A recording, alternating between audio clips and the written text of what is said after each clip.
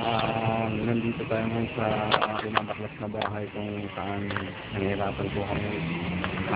Ito ang aming engineer, si Ron Gopohon. Ito yung isa pang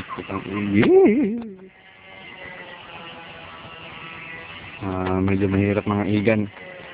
Hindi birang pagbabaklas ng yero. Sa kasalukuyang putang igiit. Ito ang tinatawag na putang bugris na pagbabaklas. Mabibenta namin ito siguro mga 12 ang kilo. Kikita kami dito ng limpak-limpak na salapi.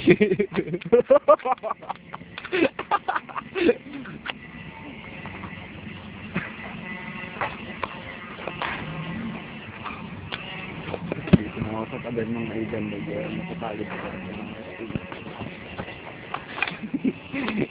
Masarap, paisi-isi lang, paisi-isi. Paisi-isi lang ang aming engineer. Sa trage.